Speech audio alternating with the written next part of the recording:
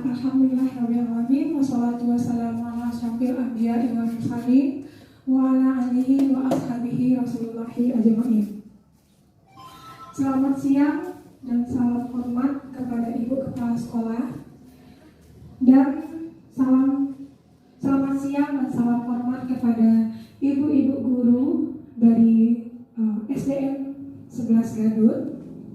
Terima kasih telah meluangkan waktunya dan menyempatkan untuk hadir ke acara sosialisasi calon guru penggerak angkatan 4 pada siang hari ini. Pada kesempatan kali ini, saya ingin berbagi sedikit banyaknya kepada ibu-ibu semua tentang ilmu yang saya dapatkan setelah berjalan lebih kurang 3 bulan saya mengikuti pendidikan guru penggerak.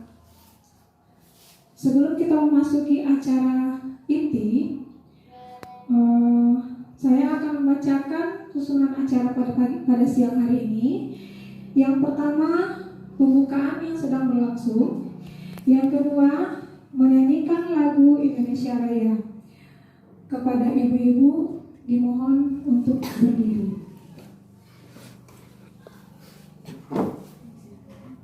Untuk duduk kembali. Selanjutnya, sebelum kita mulai lagi, izinkanlah saya memperkenalkan diri. Saya Lovianda, calon guru penggerak angkatan 4 dari SD Negeri 11 Gadut, Kecamatan Tilatangkamang, Kabupaten Agam. Nah, pada akhir sosialisasi ini, kita akan memahami tentang yang pertama, modul 1.1 dasar-dasar pendidikan Ki Hajar Dewantara, yaitu apa yang menjadi landasan dari pendidikan tersebut berdasarkan dari pemikiran Ki Hajar Dewantara.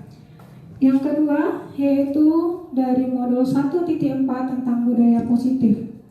Di sini kita akan memahami tentang nilai-nilai dan kebiasaan-kebiasaan positif yang akan diterapkan di sekolah kita, yang sifatnya itu berpihak kepada siswa, dari siswa, oleh siswa, dan nanti imbasnya adalah kepada sekolah kita. Karena nanti dari budaya positif ini akan menjadi jati diri dari anak itu sendiri dan menjadi jati diri dari sekolah kita. Apa tujuannya dari budaya positif tersebut? Agar siswa kita nantinya setelah mereka dewasa, mereka akan berkembang menjadi pribadi yang kritis, penuh hormat, dan berkarakter serta bertanggung jawab. Nah, marilah selanjutnya kita masuk ke yang pertama dulu, modul 1.1 tentang dasar-dasar pendidikan Ki Hajar Dewantara. Sebelum kita masuk ke dasar-dasar pendidikan Ki Hajar Dewantara, marilah kita samakan persepsi kita tentang apa itu pendidikan dan apa itu pengajaran.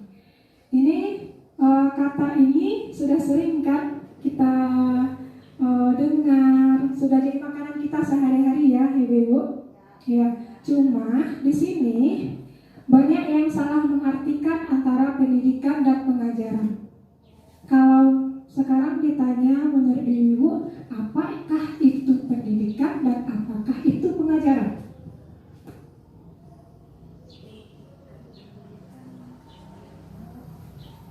Nah, kita lihat di sini.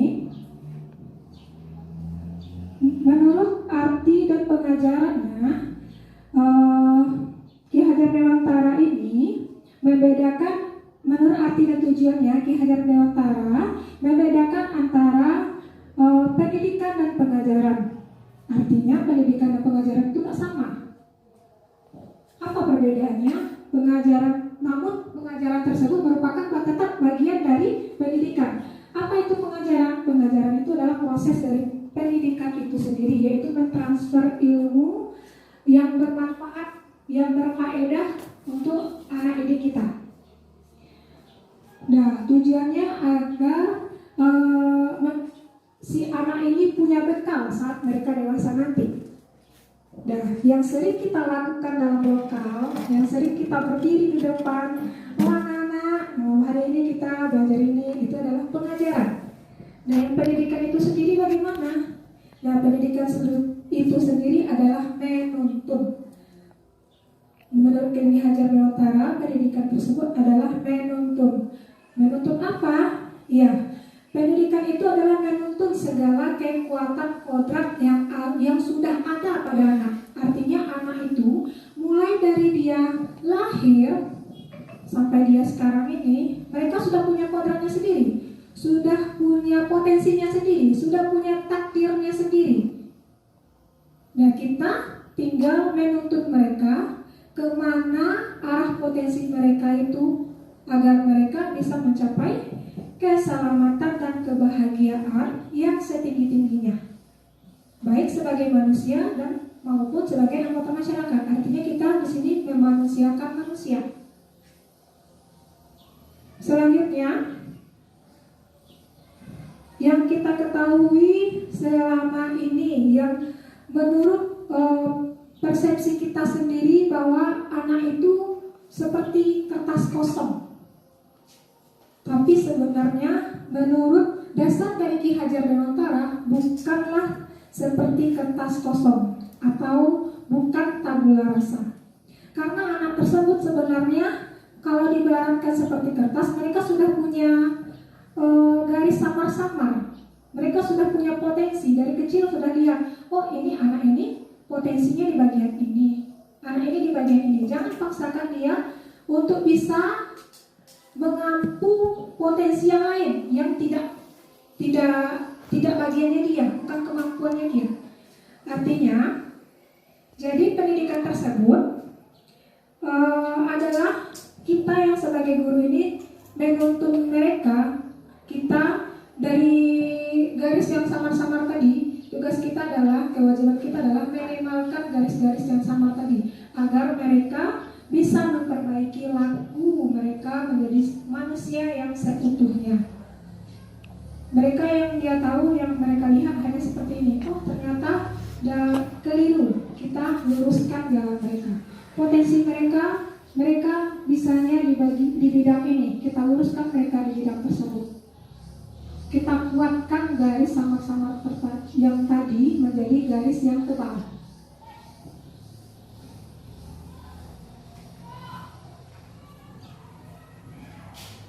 Nah, bagaimana caranya kita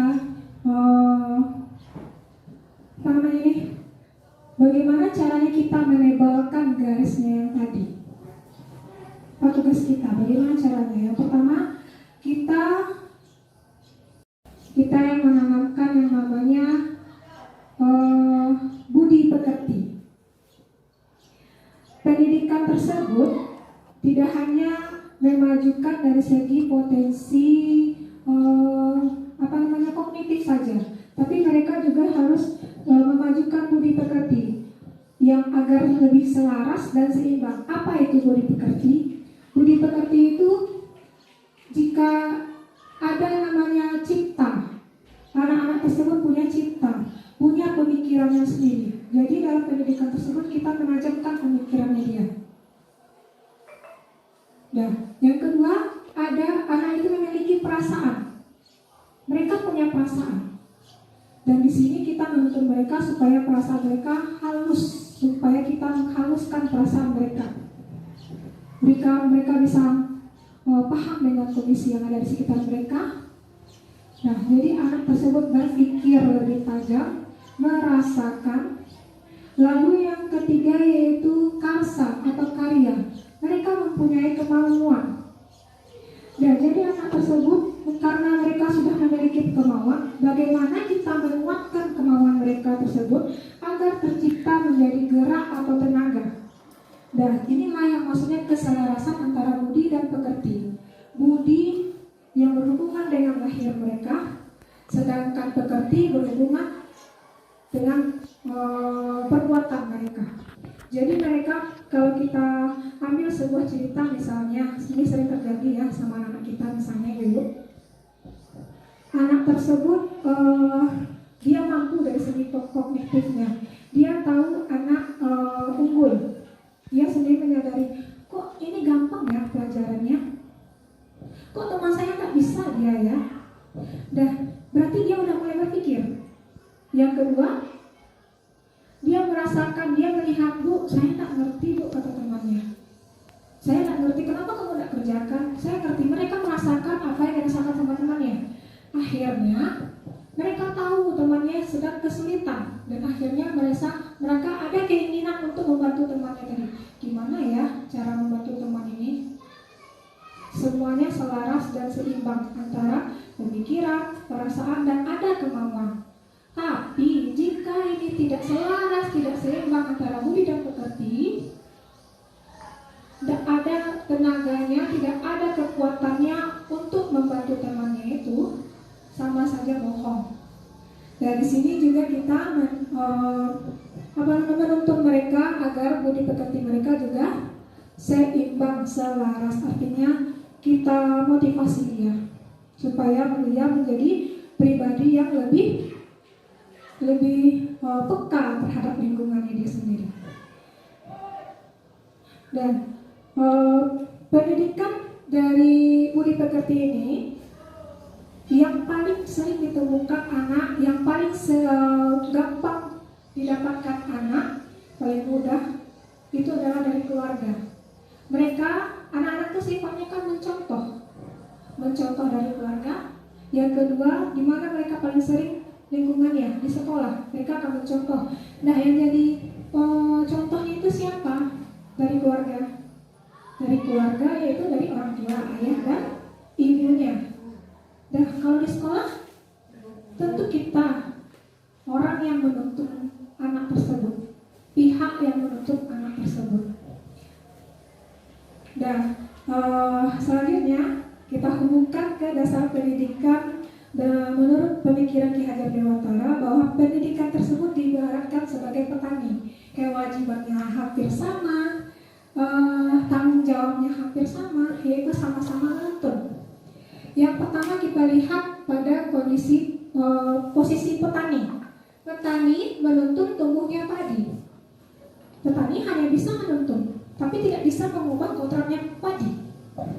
Padi dari sejak benih sampai dia menjadi tanaman padi tidak akan bisa berubah menjadi jagung.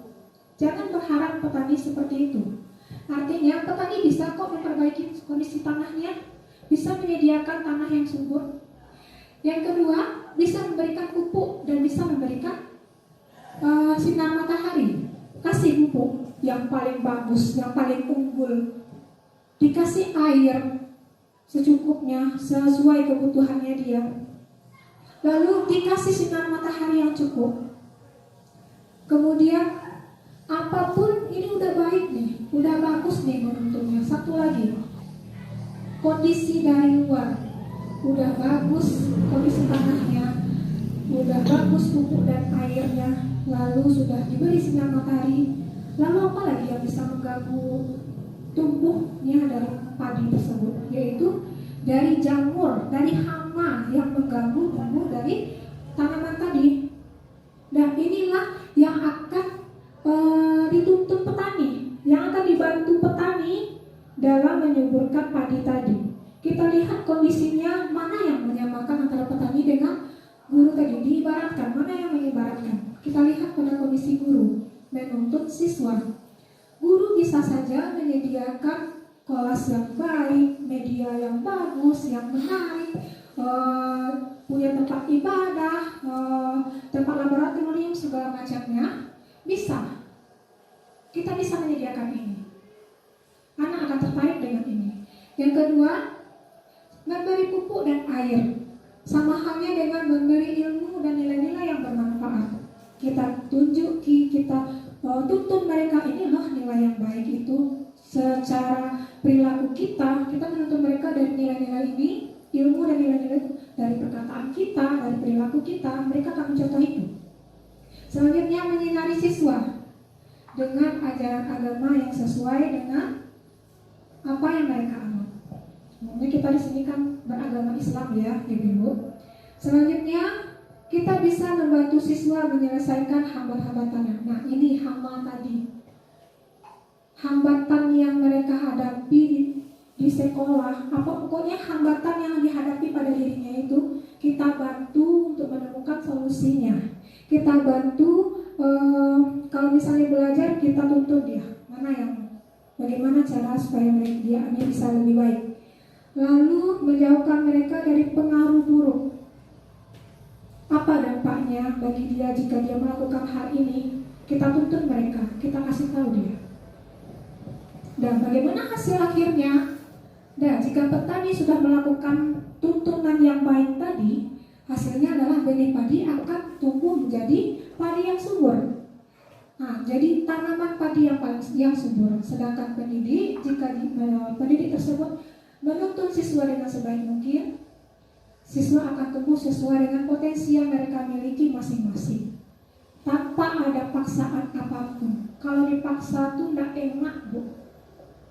Dia tidak sanggup tuh. Kamu harus bisa matematika, kamu harus bisa IPA. Tidak, di situ bagiannya dia, kita tidak paksa. Kalau diri kita dibawakan ke diri kita, tidak nyaman kan kita. Itu salah satu contohnya.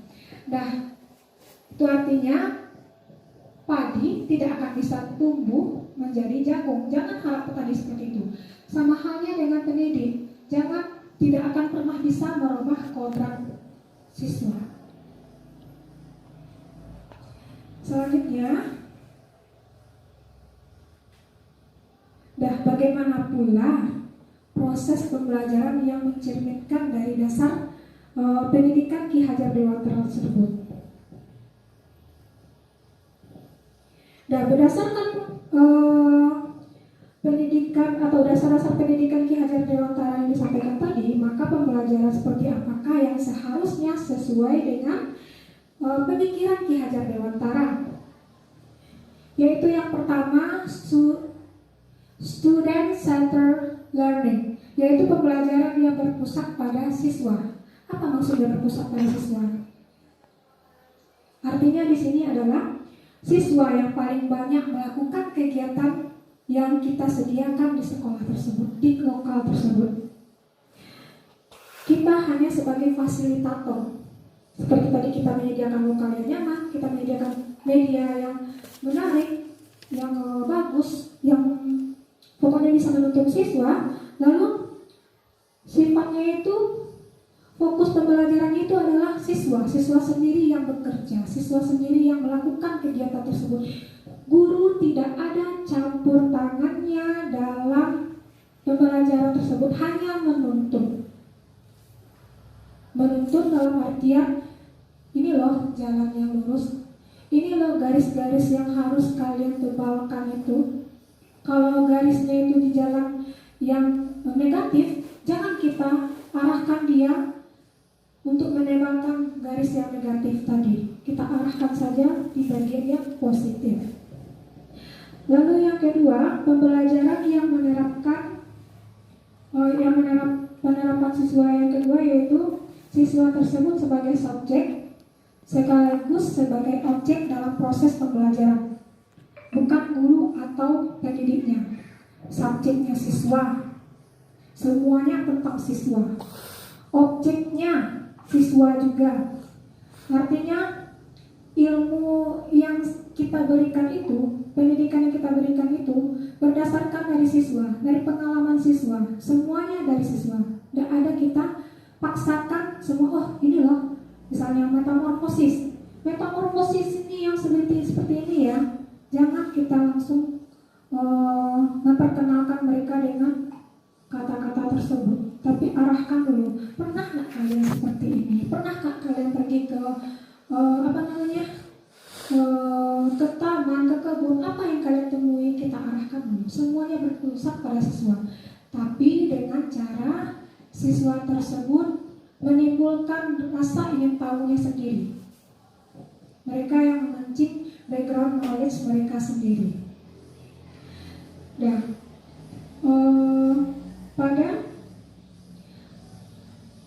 yang ketiga, konsep dari Ki Hajar Dewantara, yaitu yang sering kita udah tahu, kita semua yang ini ya Bapak Ibu dari sudah familiar.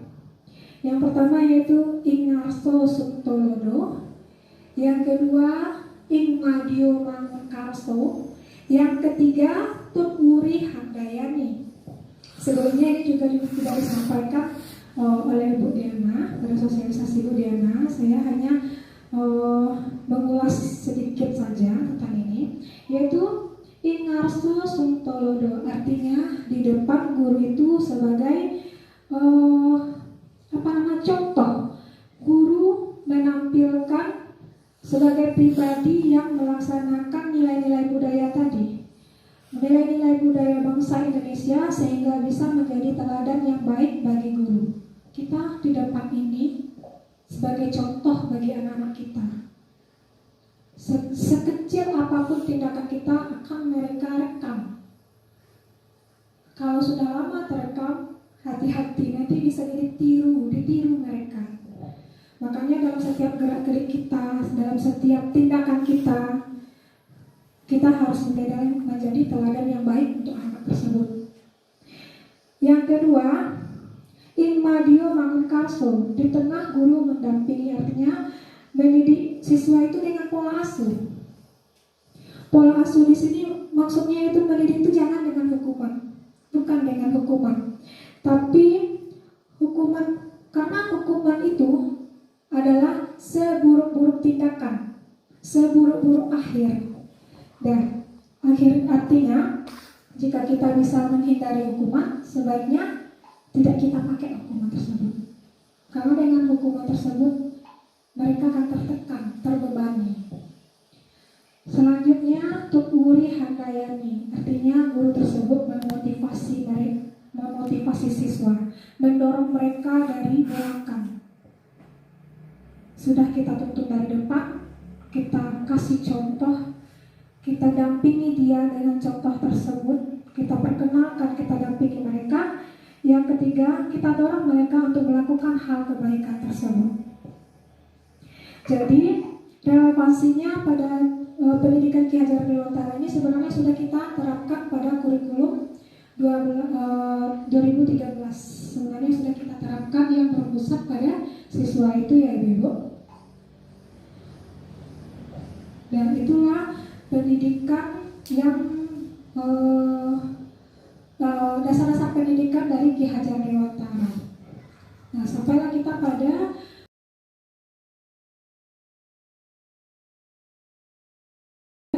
modul 1.4, yaitu tentang budaya positif, ekosistem positif.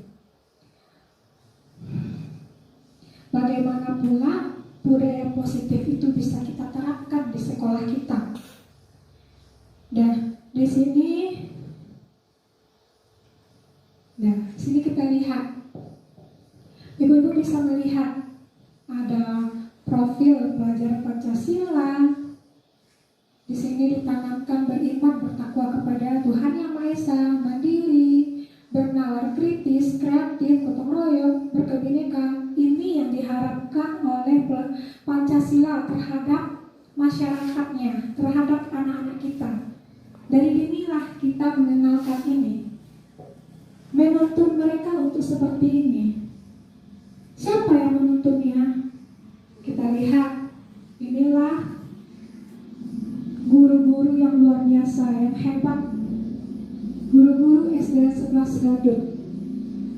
Guru-guru inilah stakeholder, guru-guru, kepala sekolah, dan semua yang ada komponen di sekolah ini, mereka lah yang akan membantu, yang akan menjalankan profil pelajar Pancasila ini. Dengan adanya kekuatan, kekompakan dari guru-guru ini, kolaborasi dengan guru-guru ini, kita yakin profil pelajar Pancasila bisa kita terapkan untuk menjadi budaya positif di sekolah kita. Apa maksudnya budaya positif itu? Yaitu pada budaya positif ini kita menciptakan anak-anak kita yang cerdas dari segi kognitifnya, berkarakter yang kuat. Dia tidak bisa dikontrol oleh orang lain. Dia punya karakternya sendiri. Kita tidak bisa merubah karakternya. Oh, anak ini punya karakter yang dermawan, apa segala macamnya. Kita tuntun dia. Kita tidak bisa merubah karakternya dia. Jangan kita paksa, kamu harus seperti ini, kamu harus seperti ini. Jangan kita paksa. karena paksaan tersebut akan menjadi beban bagi anak itu sendiri. Lalu berwawasan global. Suatu saat nanti anak-anak kita jika sudah dewasa, jika contohnya gotong royong di sini sudah pudar gotong royong ini di negara kita, di Indonesia, mereka sudah dewasa, sudah menilai, sudah mengenal dunia kebarat-baratan, sudah mereka tiru. Dengan kita menerapkan profil pelajar Pancasila ini, karakter mereka tidak akan goyah. Mereka tidak akan jatuh, tidak akan berbaur dengan budaya barat yang merusak mereka tadi. Kalau maksudnya merusak ya, tapi ya mereka akan tetap menjadi profil pelajar Pancasila, akan tetap menjadi Indonesia, bukan menjadi karakter lain. Selanjutnya, kita lihat di sini. Pada budaya positif ini implementasinya yaitu pada disiplin di lingkungan sekolah.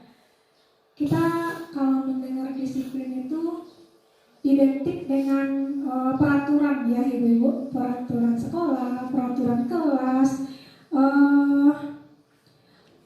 yang ujung-ujungnya pada akhirnya ketemu lagi dengan yang namanya hukuman. Jadi yang sering kita temukan di sini yaitu peraturan sekolah itu atau disiplin dari sekolah tersebut, sekolah yang membuatnya, yang menjalankan siswa. Jika siswa tidak mematuhi peraturan tadi, mereka akan bertemu dengan yang namanya hukuman. Itu ya yang paling sering kita temukan ya ibu. Kita lihat dulu, disiplinkah atau disiplin positif?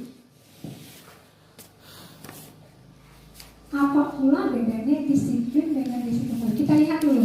Ini ada anak-anak kita yang sedang disiplin, berbaris disiplin misalnya ya.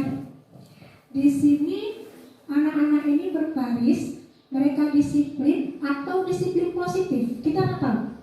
Kita nggak tahu sekarang mereka ini, posisi mereka dalam diri mereka sekarang ini yang mengontrol mereka apakah disiplin atau disiplin positif? Sekarang ditanya, siapa yang mendisiplinkan murid?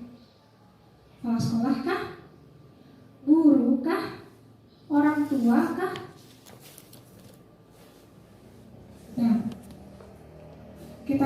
Kita skip dulu pertanyaan ini, kita simpan dulu pertanyaan ini. Nanti akan kita temukan jawabannya. Kita lihat ya, ibu-ibu. Menurut konsep disiplin Ki Hajar Dewantara itu, yaitu disiplin diri atau disiplin positif. Apa maksudnya disiplin positif itu? Disiplin yang paling kuat, yaitu ada pada syarat utamanya untuk menciptakan murid yang merdeka tanpa ada pengaruh siapapun.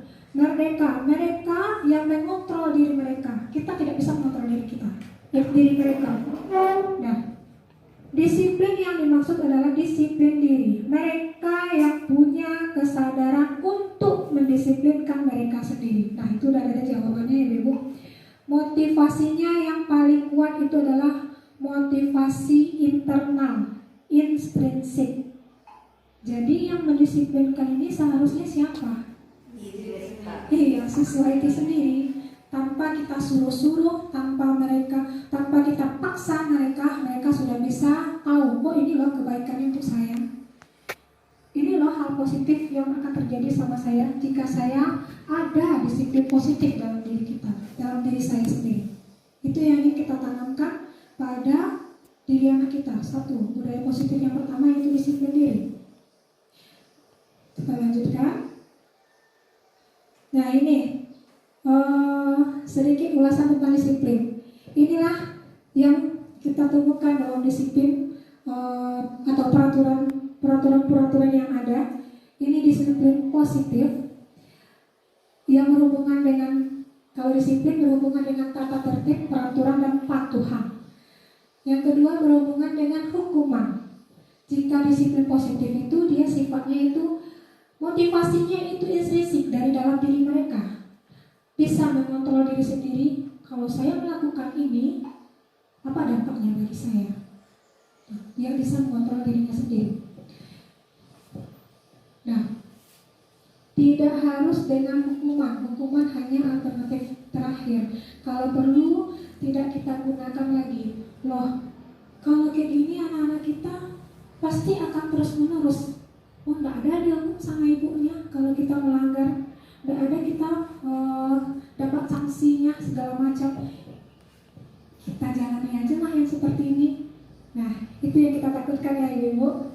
Tapi dengan disiplin diri, satu, dia sudah, kalau udah ada disiplin diri, mereka udah punya sadar diri. Nanti kita lihat pula apa alternatif lain selain hukuman ini. Nah, ada pula strategi yang disampaikan oleh Ki Hajar Dewantara untuk menumbuhkan disiplin diri pada siswa. Yang pertama yaitu kita menyusun keyakinan kelas.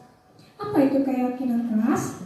Keyakinan kelas itu adalah keyakinan yang mereka buat sendiri. Kita bisa tanya, pada keyakinan kelas ini siswa lebih tergerak dan bersemangat untuk menjalankan keyakinan daripada hanya sekedar mengikuti serangkaian peraturan.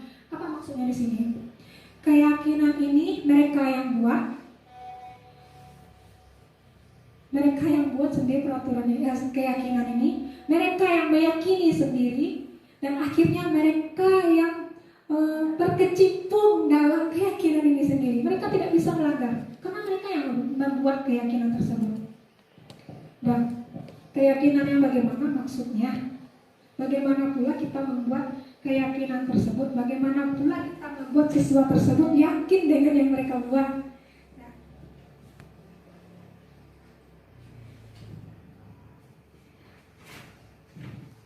Nah, keyakinan kelas ini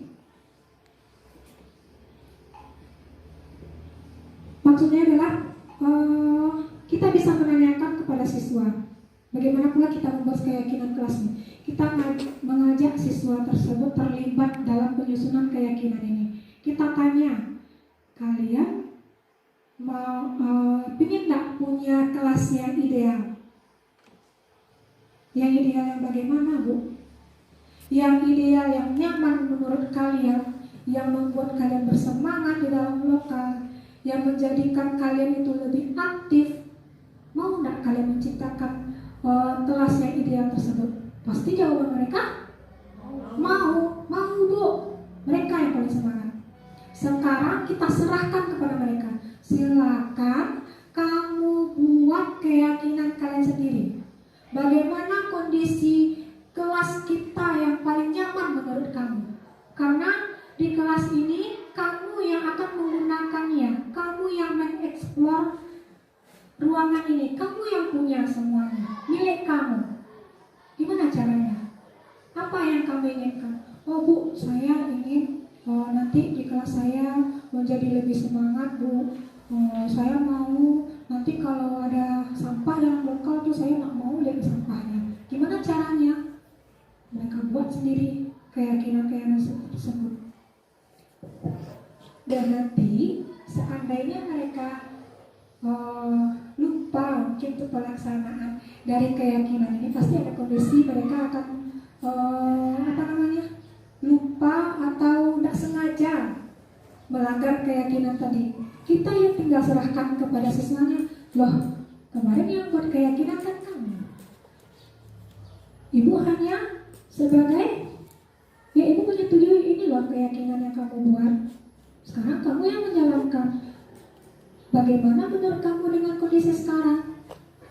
Kamu yang menemukan, berarti siswa tersebut yang menemukan solusinya. Mereka yang memecahkan sendiri.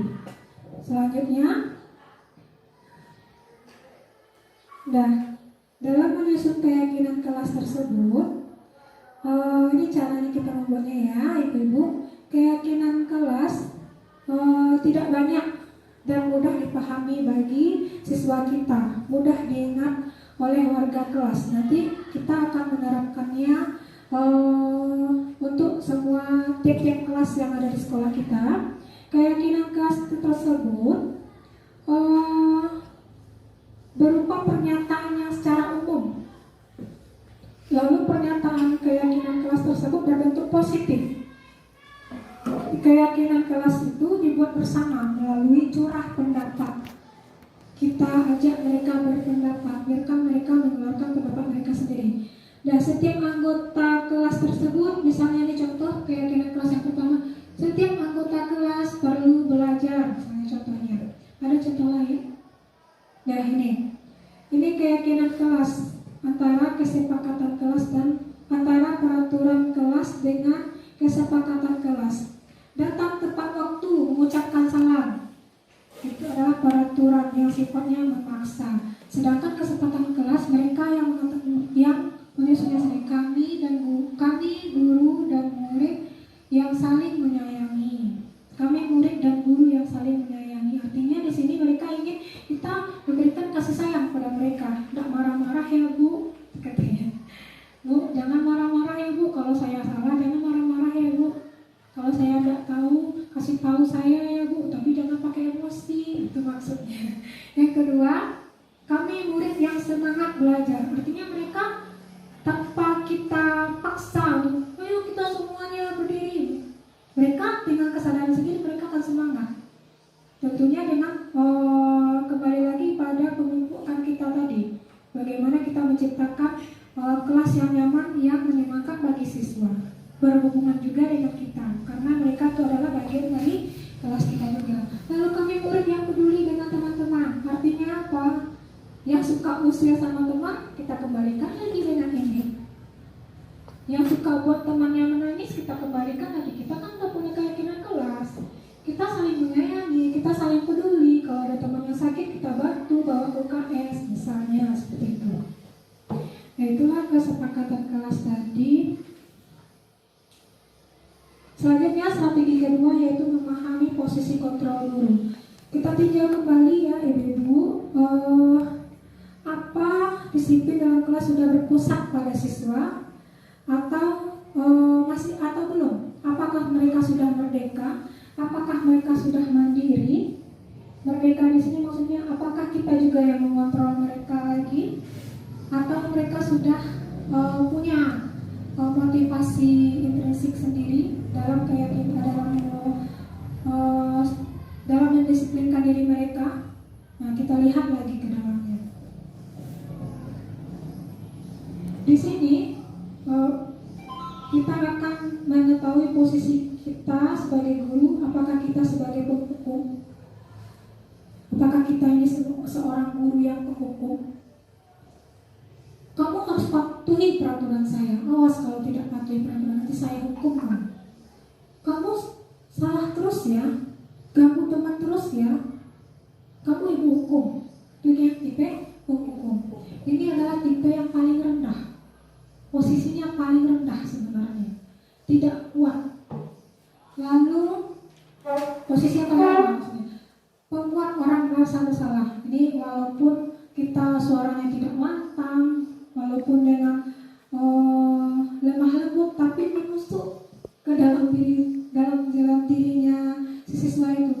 Nah, kalau kamu seperti ini, gimana kira-kira orang tua kita, perasaan orang tua kita? Gimana perasaan orang tua kamu kalau kamu melihat, kalau tahu kamu seperti ini? Itu yang saya pun pribadi juga sering ya melakukan yang kedua ini. Mudah-mudahan nantinya bisa diperbaiki ke depannya. Lalu posisi sebagai teman. Misalnya saya guru kelas 4 ketemu anak kelas 4 yang terlambat. Udahlah, kamu masuk aja, nggak apa-apa, kali ini memaafkan. Itu posisi sebagai teman. Karena kita menghindari hukuman tadi kan, misalnya. Lalu posisi sebagai monitor. Nah, kamu tahu nggak peraturannya apa? Kamu tahu nggak peraturan sekolah apa? Apa yang kamu lakukan ini baik nggak untuk teman kamu? Nah, itu posisi kontrol. Kita bertanya kembali kepada anak tersebut. Lalu pada posisi manajer. Nah, karena tadi berawal sudah dari keyakinan kelas, berarti kita kembalikan kepada siswa. Mereka yang melakukan kekeliruan, kita kembalikan kepada mereka. Kita kan sudah buat keyakinan kelas, kamu sudah punya keyakinan kelas kan? Sudah meyakinkan, sudah punya keyakinan sendiri di dalam kelas. Bagaimana kita menciptakan kelas yang ideal tadi? sekolah, kita sudah punya keyakinan sekolah kita kan? Apa keyakinan sekolah kita? Nah, kalau kamu sudah seperti ini, apa solusinya? Apa jalan keluarnya? Bagaimana baiknya? Kita ajak mereka mencari solusi dari kekeliruan yang mereka lakukan tersebut. Nah, yang posisi manajer inilah posisi yang paling kuat, yang paling tinggi. Dan kalau kita tempatkan diri kita, tentunya kita akan berpihak atau memilih menjadi posisi manajer. Mau kita menjadi posisi manajer? Pasti mau. Ya. Bagaimana pula kita untuk menjadi posisi manajer tersebut? Kita di sini ada kaitannya dengan segitiga restitusi. Nah, masuk lagi ke strategi yang menumbuhkan disiplin diri pada siswa pada yang ketiga, yaitu kita menerapkan segitiga restitusi. Apa itu segitiga restitusi? Segitiga restitusi ini proses menciptakan kondisi bagi siswa untuk memperbaiki kesalahan mereka sendiri, sehingga mereka bisa kembali pada kelompok mereka dengan karakter yang lebih kuat. Apalah maksudnya ini ya? Karakter yang lebih kuat, mereka melakukan kesalahan. Kita kembalikan kepada siswa. Apa maksudnya? Apakah kita biarkan saja mereka tetap dalam kesalahan tersebut? Atau bagaimana? Nah, jadi contohnya, ketika anak tersebut melakukan kesalahan, ketika kita misalnya kita berkata gini, kamu salah, kamu telah melakukan hukuman, kamu telah melakukan kesalahan. Tidak boleh kayak gitu. Itu sudah sudah menjadikan anak-anak tersebut akan merasa mengalami kegagalan pada diri mereka.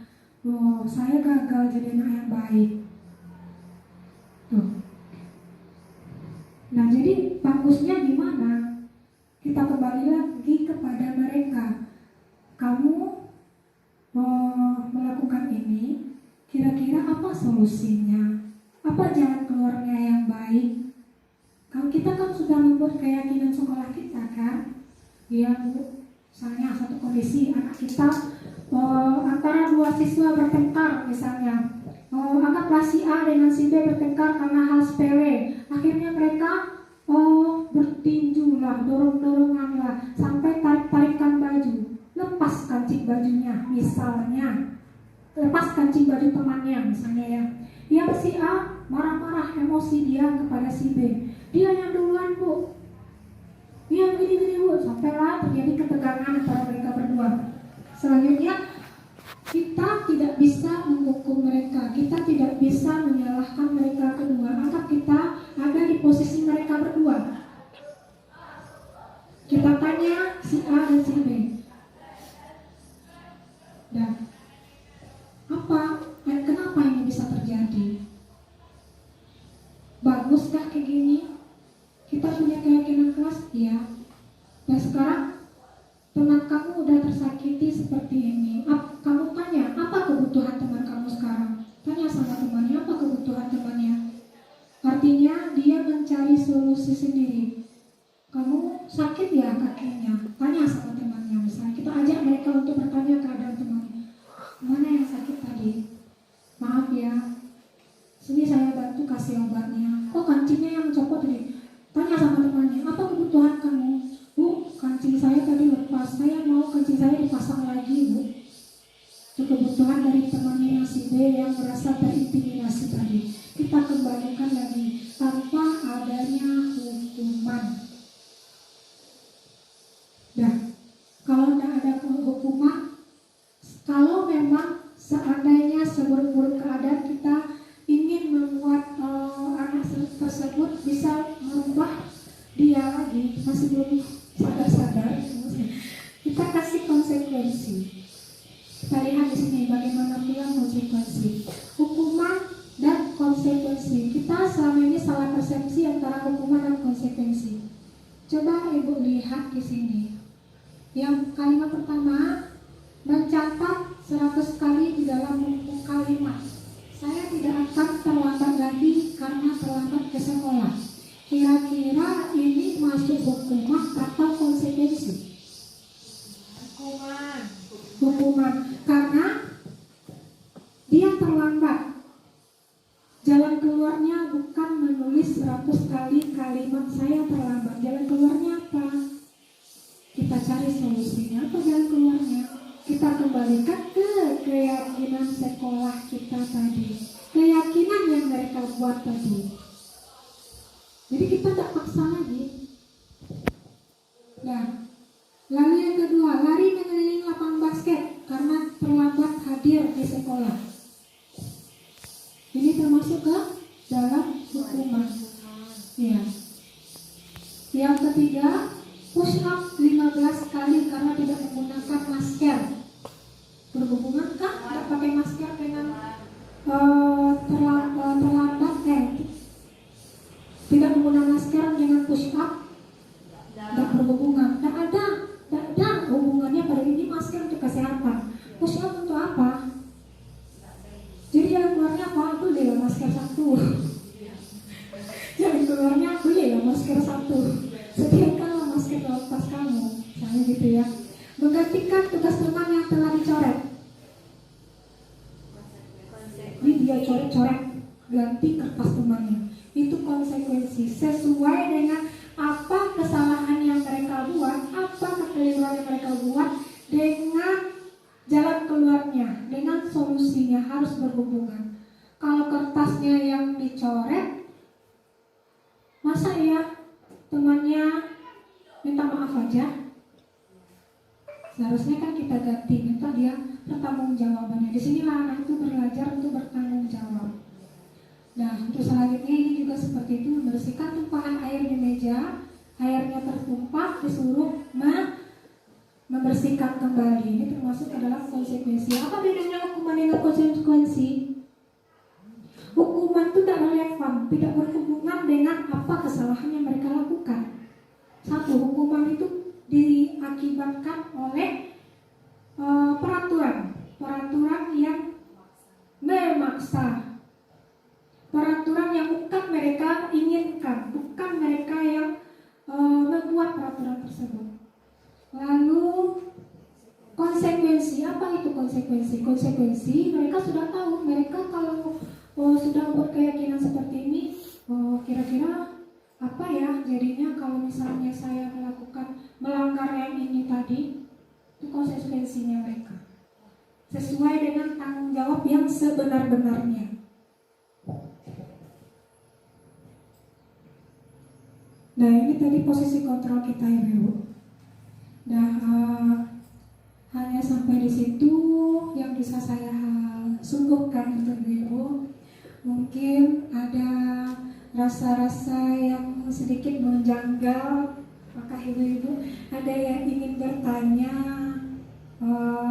mungkin ada yang ragu kah itu Bu Nana nyampaikan ini tadi apa maksudnya itu ya, bisa dikuatkan kembali. Mungkin ibu ada yang bertanya Ibu.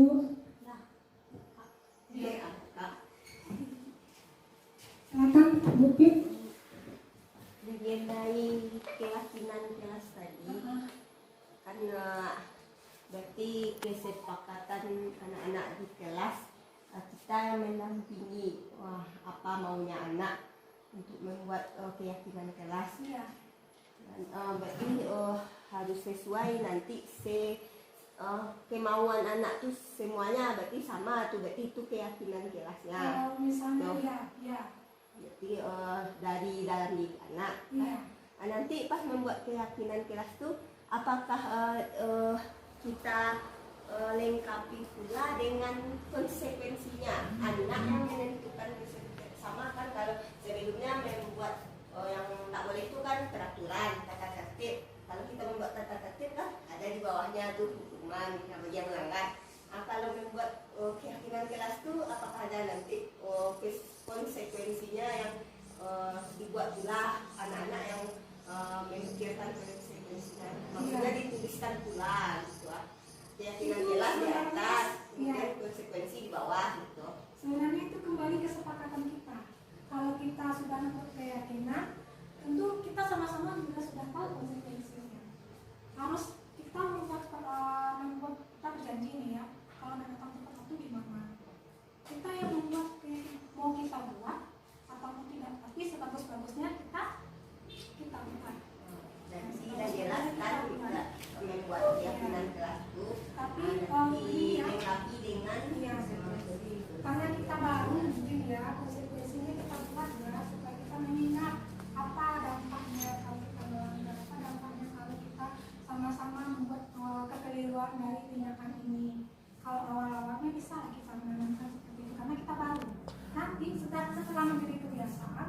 konsekuensi tersebut akan menjadi darah daging bagi mereka. Mereka akan mau melakukan konsekuensi tersebut. Tergantung pada kita bagaimana kita mengelola dalam lokal kita itu sendiri, termasuk ke dalam sekolah. Bagaimana makanya kolaborasi dari ibu itu sangat dibutuhkan. Kerjasama kita sangat dibutuhkan karena sama-sama bertanggung jawab dalam menuntun anak kita. Terima kasih ibu ya. Ya, sama oke, terima kasih atas partisipasinya. Ada lagi ibu yang lain ibu kepala? Ibu kepala panjang. Harus dirapatkan permotan. Iya, mata bersama. Iya, boleh. Dan jika tidak ada lagi yang menjangkau dalam hati kita, marilah kita sama-sama kita tutup acara ini. Terima kasih banyak sudah mendengarkan ocehan-ocehan dari Bu Nanda. Sedikit ilmunya mudah-mudahan bermanfaat dan bisa kita terapkan sebagai keyakinan dan budaya positif bisa menjadi diterapkan sebagai jati diri kita di sekolah kita. Mudah-mudahan ada perubahan untuk sekolah kita. Mudah-mudahan sekolah kita menjadi sekolah yang lebih unggul lagi. Terima kasih kepada ibu semuanya.